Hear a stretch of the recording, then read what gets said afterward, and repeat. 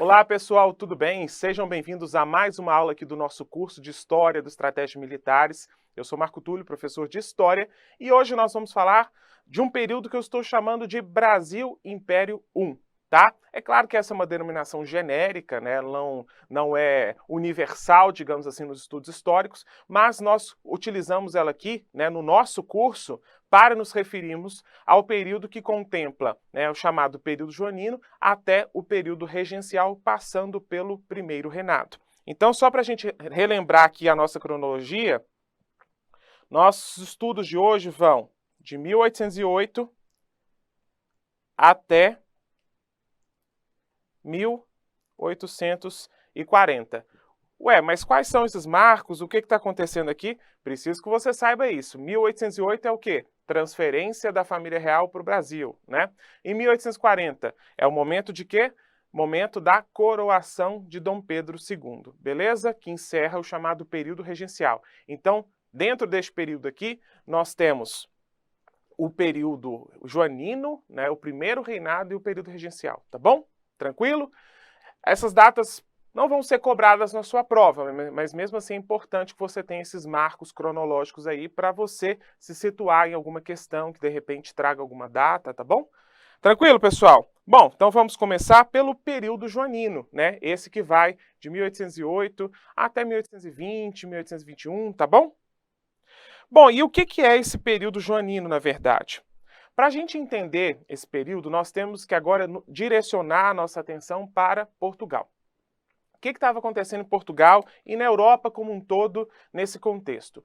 Se a gente for olhar a Europa, né, lá na França temos, né, no trono francês Napoleão Bonaparte, né, que começa como general, né, ascende à condição de cônsul da França, depois ele acaba se coroando como imperador da França. E desde então ele, né, empreendeu uma política imperialista sobre o território francês. Ele expandiu sobre o território europeu, expandiu, né, as fronteiras aí do seu império, abrigando dentro delas vários reinos, né, que foram sendo aglutinados, então ele foi expandindo, derrubando vários reis ali de monarquias vizinhas, colocando irmãos, né, pessoas de sua influência no lugar desses reis destituídos, né, e com isso aumentando bastante as fronteiras do Império Francês.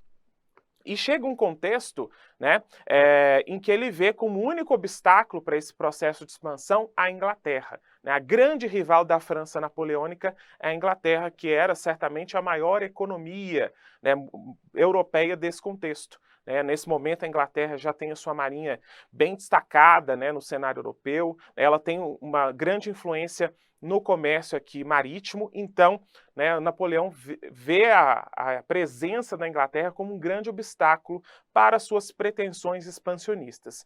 E aí ele resolve, então, pegar onde dói mais, digamos assim, que é no bolso. Napoleão Bonaparte institui o que a gente pode chamar de bloqueio continental, que a gente até colocou aqui. O que é isso? Bloqueio continental. Ele simplesmente diz, olha, a partir de agora, qualquer um que negociar, manter relações comerciais com a Inglaterra, aqui da Europa, vai sofrer intervenção militar. Então Napoleão começou a ameaçar, falou, quem mantiver relações comerciais com a Inglaterra estará sujeito a intervenções militares. E aí, né, alguns países não vão acatar esse bloqueio, só que Portugal se vê numa sinuca de bico. Nós vimos lá na nossa última aula, né, que já no final do século XVIII, Portugal se mostrava extremamente dependente da economia inglesa, né, a partir do Tratado de Methuen, né, o Pombal até tentou fazer ali alguma coisa para desenvolver, impulsionar a indústria nacional, mas não deu muito certo, a dependência da Inglaterra continua muito grande. E para a Inglaterra, interessa mesmo é o mercado brasileiro, não tanto o mercado português, tá? Aqui a gente tem que pensar que é um grande território, né? Temos uma população relativamente considerável, então a Inglaterra sempre viu o Brasil, né, como um mercado muito importante, mas devido ao pacto colonial, precisa manter relações com Portugal e não com o Brasil. Então, as relações entre Inglaterra e brasileiros nesse contexto se dão indiretas, de maneira indireta, tendo Portugal como mediador. Certo? Lembra lá do Pacto Colonial?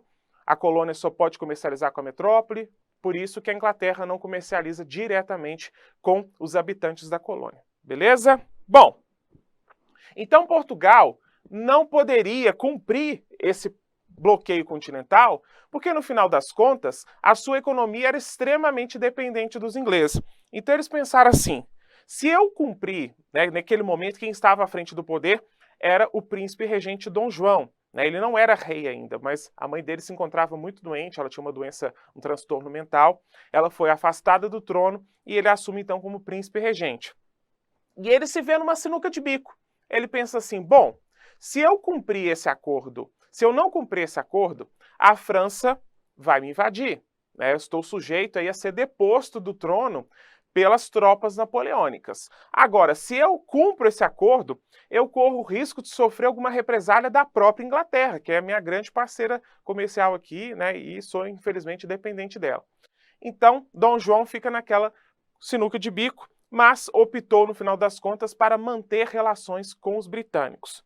E aí, diante disso, né, já era uma possível intervenção da França já era esperado. Então começou a ganhar força dentro da corte portuguesa uma tese que já existia, né, mas que até então nunca tinha sido aventada, a possibilidade de transferência da corte portuguesa de Portugal para o Brasil.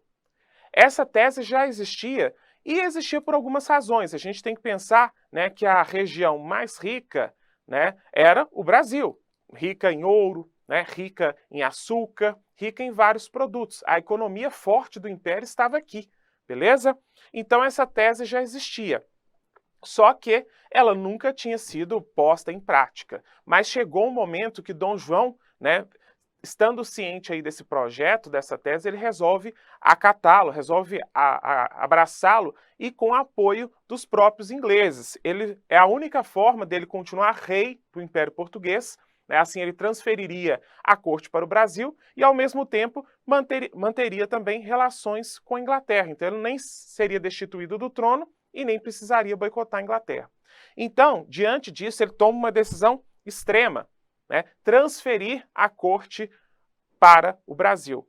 E veja, pessoal, que isso não é qualquer coisa. Estamos falando do primeiro monarca europeu a pisar em solo colonial. Isso nunca havia acontecido na história do mundo. Imagina o impacto que isso teve para os brasileiros que aqui estavam, para os portugueses que aqui estavam, quando eles viram a família real, a corte portuguesa, desembarcando, né, no litoral. E quando falamos corte, não estamos falando só do Dom João, a mãe, a esposa, Dona Carlota Joaquina e os filhos. Estamos falando de toda a estrutura imperial, toda a administração do império. É como se a gente pegasse Brasília, colocasse nas costas e levasse para outro lugar. Ninguém sabe exatamente quantas pessoas vieram para cá, mas tem historiadores que chegam a defender cifras do tipo 20 mil pessoas. Então foram muitas pessoas que desembarcaram aqui. E isso teve um impacto muito grande, né, principalmente no Rio de Janeiro nos anos seguintes. Então, o período que a gente está chamando de período joanino é este período em que Dom João transfere a corte do Império Português para cá e se mantém aqui no Brasil, governando todo o Império Português a partir daqui. Quando ele transfere, né, a gente tem relatos, né, de que as tropas do general francês Junot, né, que foi enviado por Napoleão, quando eles chegaram em Portugal para depor Dom João, dizem que ainda era possível ver a família real, né, as caravelas da família real sumindo no horizonte assim do litoral português. Então foi assim, bem em cima da hora, eles saíram às pressas. Né? De certa forma foi uma fuga, embora nós chamamos aqui de transferência, mas para o Napoleão, né, não deixou de ser um ato muito esperto, porque ele registrou, inclusive, né, no seu diário, que Dom João teria sido o único que o enganou. Tá bom? Bom, a gente tem que pensar, né, os impactos dessa corte sendo transferida para cá. Assim que Dom João chega, o primeiro lugar que ele desembarca é em Salvador, tá? E aí, quando ele chega lá, a primeira coisa que ele faz, né, vamos lembrar aí que é a nossa sede, né, a antiga capital do Brasil, e a primeira coisa que ele faz lá é decretar a abertura dos portos às nações amigas, tá? Então a gente não pode esquecer isso, porque vai que lá na sua prova aparece alguma questão. né, falando que ele fez isso no Rio de Janeiro, sendo que, na verdade, ele fez em Salvador. Tá? Esse tipo de pegadinha poderia acontecer, por exemplo. E o que é isso? Abertura dos portos às nações amigas. Bom, é basicamente dizer, né, que todas as nações amigas de Portugal eram bem-vindas no Brasil, tá certo? E no caso, a principal nação amiga é a Inglaterra, que auxiliou toda a formulação do plano de transferência da corte para cá. Né? Os navios britânicos eles deram retaguarda, né, para a família real nesse processo de transferência. Então era uma forma de recompensar os ingleses, né, atendendo interesses deles, porque agora com essa abertura dos portos, isso significa que os ingleses podem comercializar diretamente com o Brasil. Então, anote isso porque isso é muito importante. Na prática, o que a gente está observando aqui é a garantia para o Brasil de liberdade econômica. Liberdade econômica. Isso significou o quê? O fim do pacto colonial. Não é verdade? Porque se agora os ingleses podem comercializar diretamente com o Brasil, não existe mais pacto colonial. Porque o pacto colonial acredita que as colônias só podem comercializar com suas metrópoles, né? E a nossa metrópole era Portugal. Então, ao permitir que os ingleses pudessem comercializar diretamente com o Brasil, na prática, o Dom João conferiu liberdade econômica para os colonos que aqui estavam e também, né, extinguiu de vez o pacto colonial. Então veja que nesse contexto a gente não pode dizer mais que estamos vivendo um Brasil colônia. Não somos mais uma colônia. Se a gente tem liberdade de comércio e a sede, né, do Império Português está aqui, a gente pode até não ser um país autônomo, e de fato não éramos. Mas o status de colônia não temos mais. Então, para muitos historiadores, o nosso processo de emancipação de Portugal, ele começou aqui, em 1808. Ah, mas então Dom João queria dar liberdade para os brasileiros? Não, isso foi fruto das circunstâncias, né? Ele precisava retribuir aí os britânicos pelo esforço que eles empreenderam auxiliando a transferência da corte. Não era a intenção de Dom João conceder autonomia para os brasileiros, ajudá-los a se emanciparem, claro que não. Mas, de certa forma, nós podemos entender as transformações desse período como o início do nosso processo de emancipação, ainda que inconsciente para Dom João, tá? Porque, no final das contas, isso fez com que deixássemos de ser uma colônia, beleza? Bom, mas a coisa não parou por aí. Depois de fazer uma breve parada em Salvador, Dom João se transferiu para o Rio de Janeiro e lá, né, passa a ser a sede do Império Português, tá certo? E aí, lá no Rio de Janeiro, ele vai instituir, alguns anos depois, os tratados de amizade, aliança, comércio e navegação. Esse tratado de comércio e navegação, né, são dois aí, amizade, aliança e o outro comércio e navegação, e esse comércio e navegação estabeleceu taxas alfandegárias que favoreciam muito os interesses britânicos. Olha só, ela estabeleceu taxas de 15% sobre produtos ingleses vendidos no Brasil, 16% sobre produtos portugueses comercializados na colônia e 24% sobre produtos vindos de outras nacionalidades. Então, na prática, a gente observa que os produtos britânicos têm preferência até sobre os seus concorrentes portugueses. Então, essas tarifas, né, que foram implementadas aqui por esses tratados de comércio e navegação favoreceram imensamente a entrada de produtos britânicos, tá bom? Então, aqui a gente vê que Dom João está favorecendo economicamente a Inglaterra, permitindo a entrada, né, de produtos a esmo vindos da Inglaterra. Outra medida aqui importante nesse mesmo contexto, foi a extinção do Alvará de 1785. Né? Essa extinção se deu pela aprovação de um outro Alvará. A gente pode chamar de Alvará de 1808, tá? E o que foi isso no final das contas? Bom, a gente tem que pensar, né, que até então, desde o governo da Dona Maria I, a gente viu isso no final da nossa outra aula, prevaleceu esse alvará de 1785, que basicamente proibia o Brasil de ter qualquer manufatura. Né? Não se poderia aqui desenvolver a indústria Então isso prejudicou, né, o desenvolvimento da nossa produção industrial mesmo, já que os produtos industrializados tinham que ser adquiridos de Portugal. Só que agora a situação mudou. A sede do Império Português está aqui no Brasil. Então não é possível manter essa proibição se a gente levar em conta, por exemplo, os interesses das elites, né, que vieram de Portugal.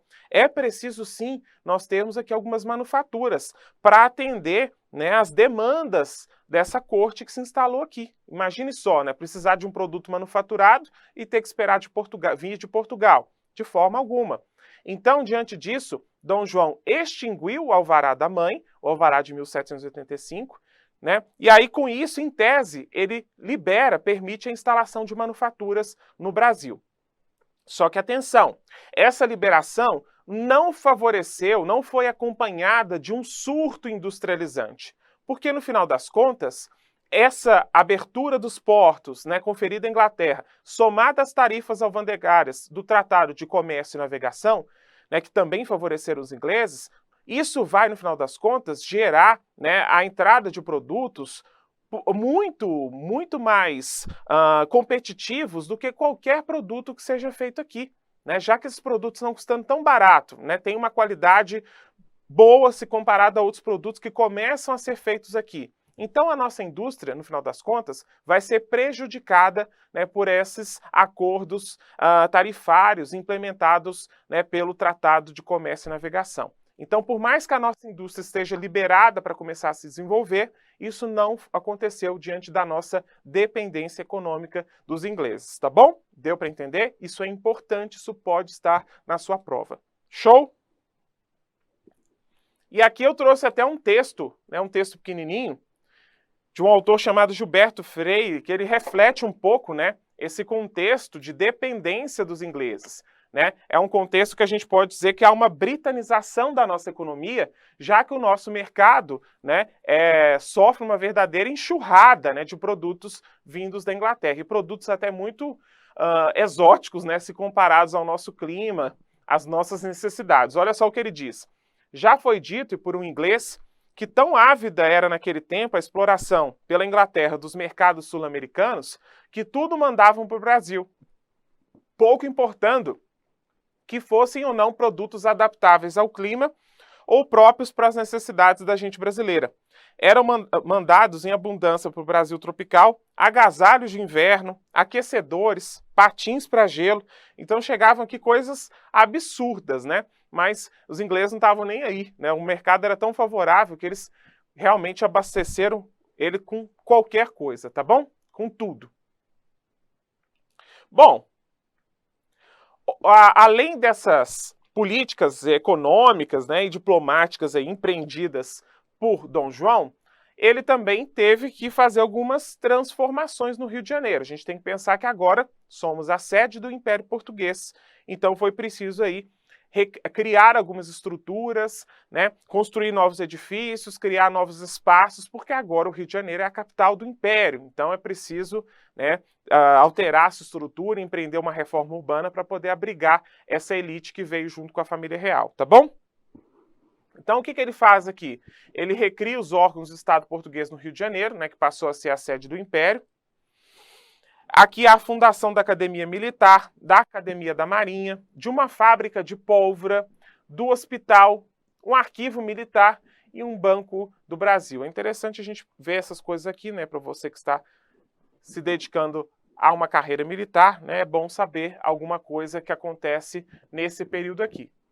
Na área da cultura, ele cria faculdade de medicina em Salvador e no Rio de Janeiro, já que é preciso agora formar uma elite aqui também, né?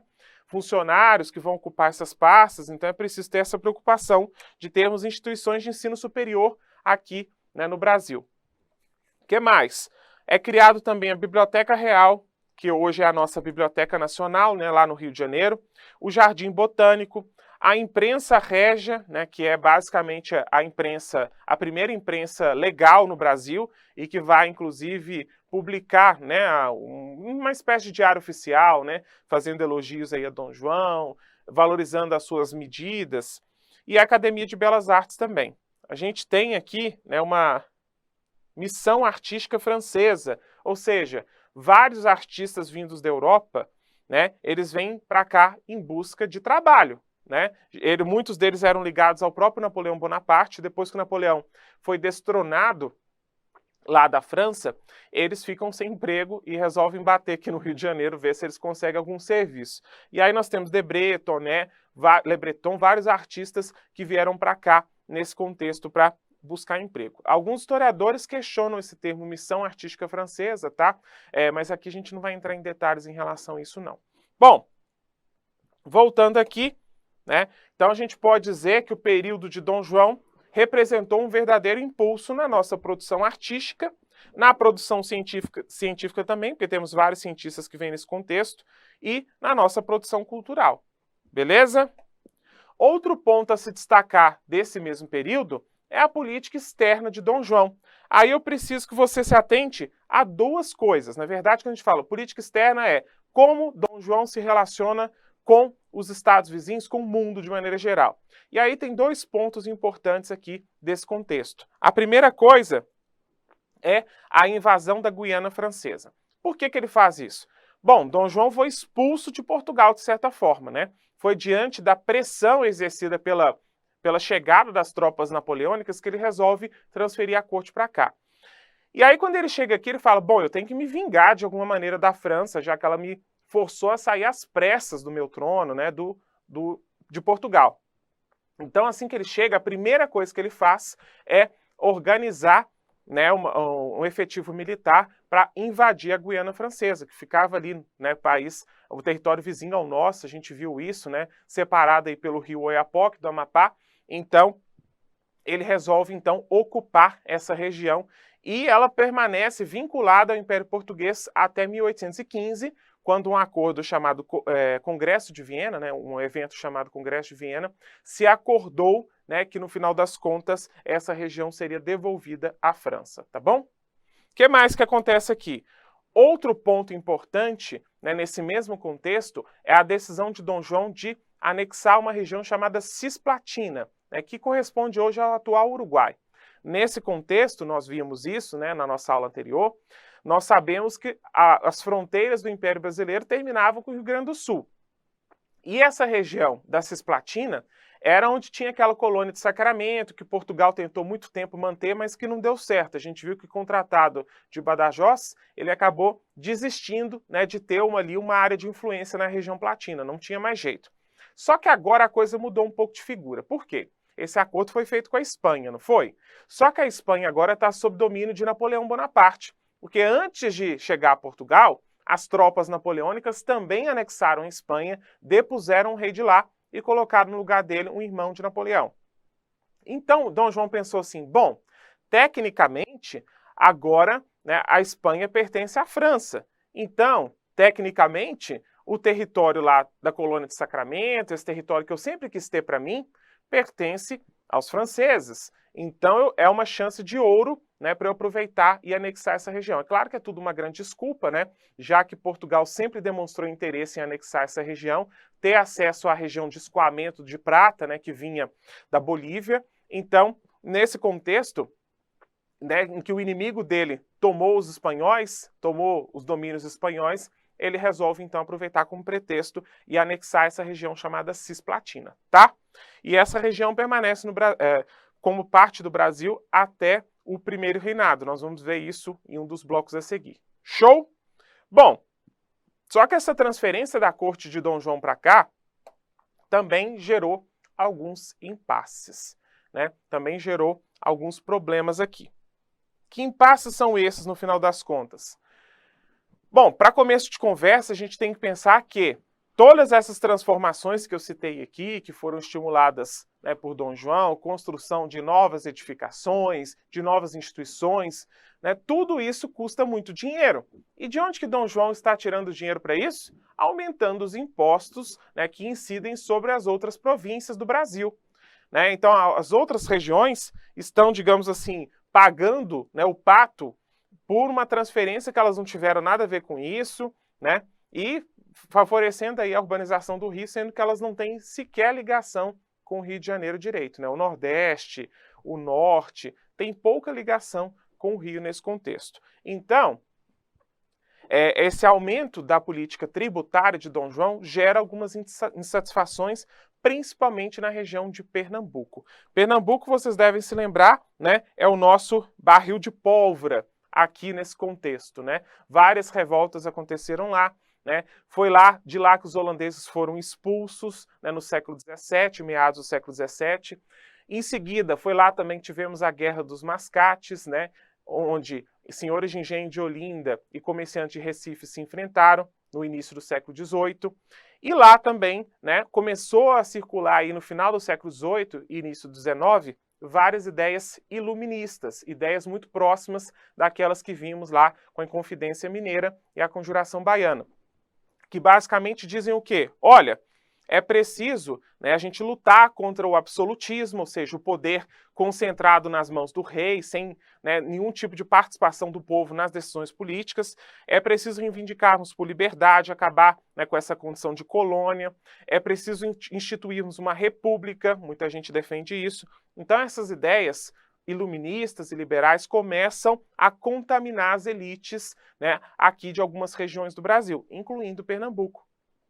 E lá em Pernambuco a situação não estava boa do ponto de vista econômico, né? A queda do preço do açúcar e do algodão no mercado internacional comprometeu muitos interesses, né, dos grandes proprietários, já que eles dependiam, né, eram os dois grandes produtos exportados pela região, e também, né, comprometeu a própria condição de vida da população mais pobre, ainda mais agravada por uma grande seca que aconteceu em 1816, que gerou fome, gerou prejuízos, né, para a lavoura.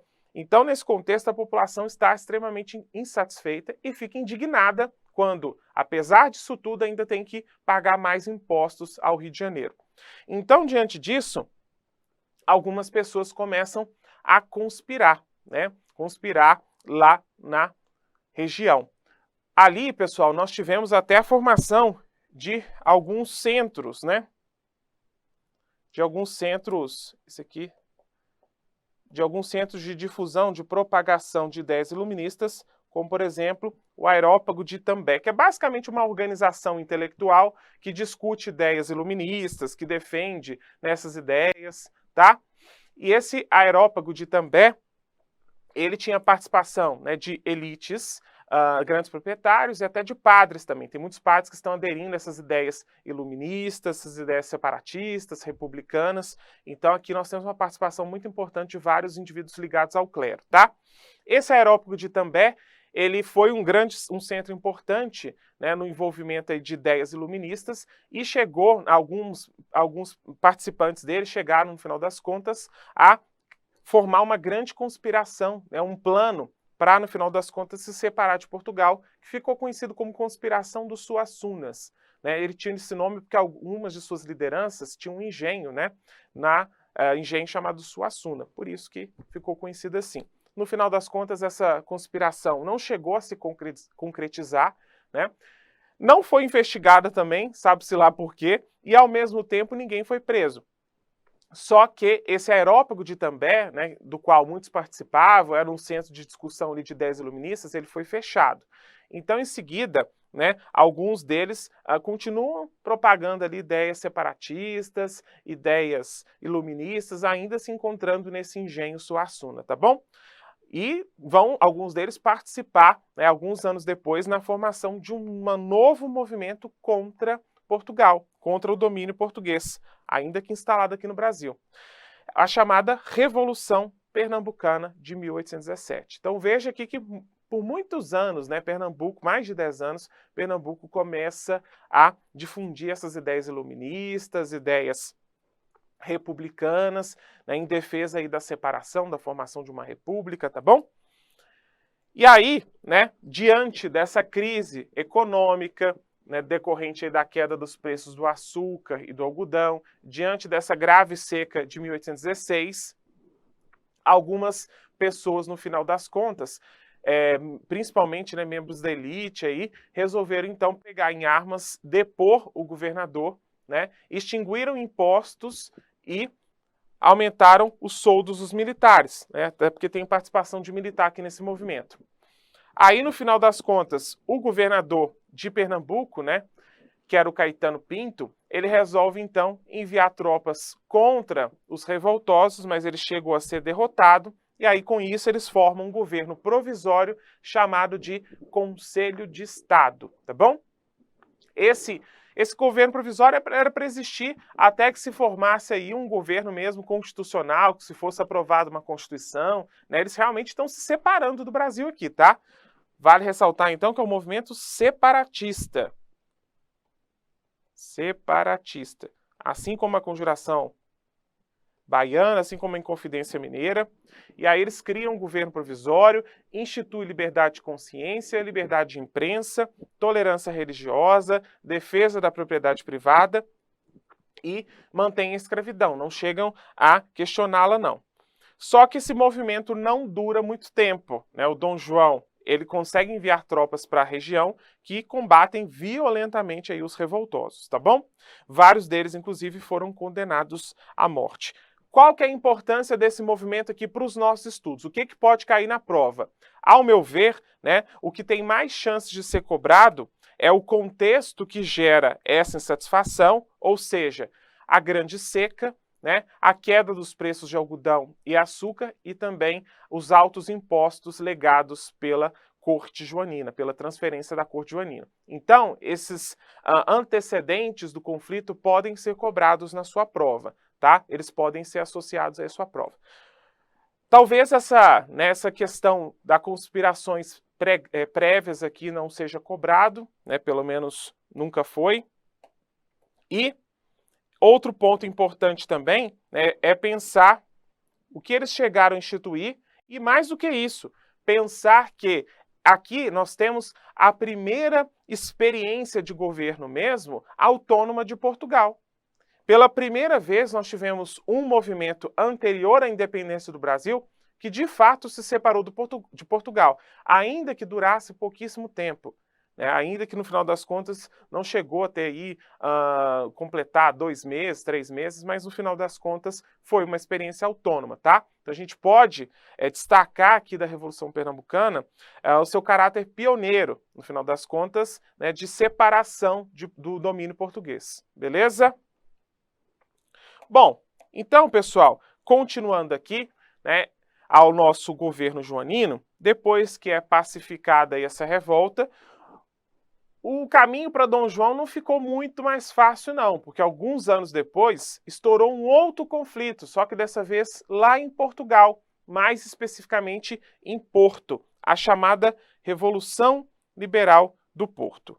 O que está acontecendo lá em Portugal? Depois que Dom João fugiu para o Brasil, né, o território foi dominado pelos franceses, mas os ingleses ajudaram a combatê-los, né, e lá o país ficou, né, governado pelo Lord Beresford, né, um inglês, né, que no final das contas continuou governando lá. Só que a gente tem que pensar, né, que os súditos portugueses começam a ficar insatisfeitos com isso. Primeiro, porque eles foram abandonados pelo rei, pelo seu próprio rei. Segundo, que depois que Napoleão começa a perder a guerra, eles não observam em Dom João um esforço para voltar para Portugal, já que não faria sentido mais ele ficar aqui. Na verdade, Dom João gostava do Brasil e não queria mais retornar a Portugal. E ele deu provas de que queria ficar aqui. O que aconteceu? Lembra que eu comentei com vocês lá do Congresso de Viena? Né? Esse que nos forçou a devolver a Guiana Francesa para os franceses? Pois é, nessa reunião, né, ela foi uma reunião muito importante porque ela foi feita logo depois que Napoleão é definitivamente derrotado. E aí, diante disso, as potências vencedoras, da Inglaterra, Áustria, Prússia, Rússia, elas partem do pressuposto aqui de que aqueles governantes que tinham sido destronados por Napoleão Bonaparte, eles não só tinham o direito de retomar os seus tronos, né, mas também o dever de fazê-lo. E aí Dom João fica numa sinuca de bico, porque ele ainda era rei, né, mas de certa forma ele tinha sido destronado, já que ele teve que fugir para cá.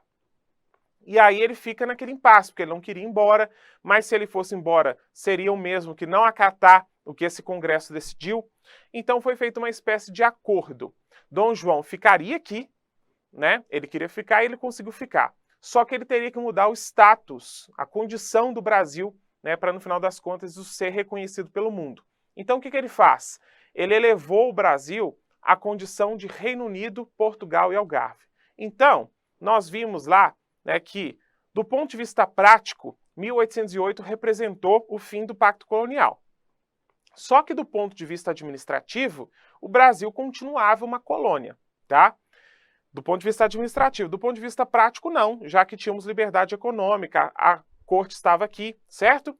Só que aí é preciso agora, né, para Dom João, que o mundo inteiro veja o Brasil não mais como uma colônia, mas parte do império, né, estando aí no mesmo nível que Portugal, por exemplo. Então ele faz o quê? Eleva o Brasil à condição de Reino Unido. Então Portugal e Brasil passam a ter o mesmo nível no Império Português.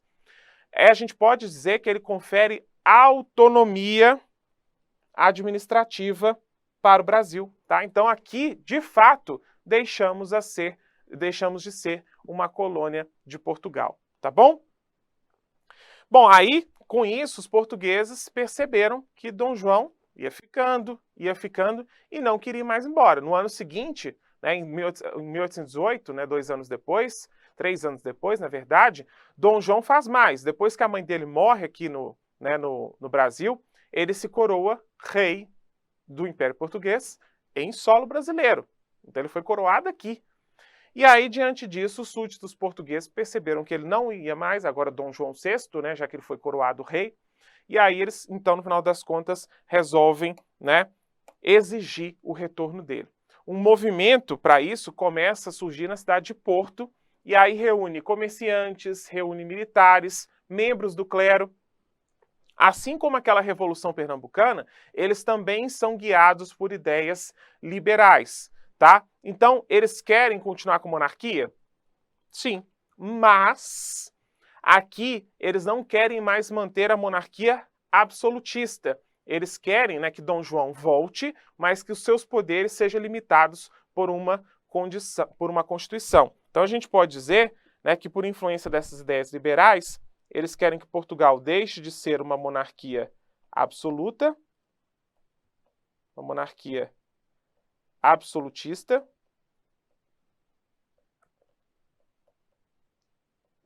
e passe a ser uma monarquia constitucional, tá? É esse o propósito do movimento. Então o rei, quando voltar, ele vai ter os seus poderes limitados por uma Constituição, que vai poder dizer o que ele pode fazer e o que ele não pode fazer. Deu para entender? Então, eles querem manter a monarquia, mas isso significa aí diminuir as atribuições do rei. Essa Revolução Liberal, né, no final das contas, ela foi acompanhada aqui do Brasil também. Alguns colonos, né, alguns agora habitantes do Império, né, já que não somos colonos mais, olharam para aquele movimento com olhos muito positivos. Pensaram, bom, se essa coisa pega, né, quando foi implementada uma Constituição no Império Português, nós que estamos no mesmo nível agora de Portugal, nós também vamos ter direito à representação nesse império. Então muita gente achou aquilo bom, se empolgou aqui no Brasil, teve gente que se empolgou principalmente na região Nordeste, no Norte também temos algumas manifestações, tá? Então vários liberais aqui do Brasil ficaram bastante contentes aí com esse movimento.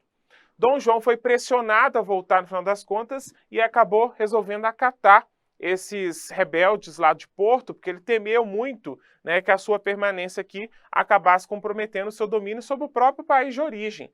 Então ele resolve ceder às pressões, né, e retornar a Portugal. Aí ele retorna e se submete às cortes portuguesas. O que são as cortes? É um parlamento que passa a ser formado aqui, tá? Então, o parlamento de Portugal nós chamamos de cortes portuguesas. É mais ou menos um equivalente a parlamento. Tranquilo? E aí ele resolve, então, voltar, né, para atender essa decisão das cortes que foram formadas para redigir a Constituição do Império, né, e para exigir o retorno de Dom João. Ele volta, mas deixa como príncipe regente do Brasil o filho Dom Pedro. Então é como se Dom Pedro fosse um governador do Brasil, tá bom? Só que aí, pessoal, nós temos alguns problemas aqui nos meses seguintes, né? Quando Dom João volta, Dom Pedro fica, E aí as cortes portuguesas não ficam satisfeitas com esse arranjo, não. Elas começam a pressionar Dom Pedro para que também retorne para Portugal. E aí os representantes aqui dos interesses brasileiros, né, as elites brasileiras, começam a ficar um pouco preocupadas com isso. Porque as cortes começam a dar indícios de que pretendiam retirar a autonomia administrativa que o Brasil tinha conquistado desde 1817, desde 1815, aliás. E aí, diante disso, começam a ficar preocupados, né? Começam a ficar muito preocupados. Eles começam a perceber que essa monarquia constitucional que está sendo construída lá em Portugal não vai atender interesses de representantes do Brasil, e aí começa um temor de que o Brasil seja recolonizado por Portugal, que agora estamos no mesmo nível de Portugal, né, no Império Português. Né, temos aí o mesmo caráter, no mesmo status administrativo. Diante, né, desse temor de recolonização, alguns membros das elites aqui do Brasil começam a cogitar a ideia de separação de Portugal, tá?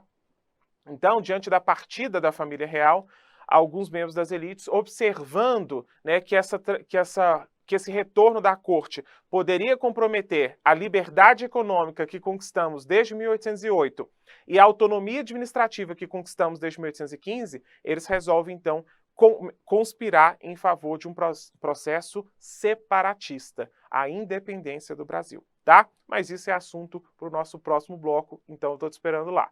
Tchau!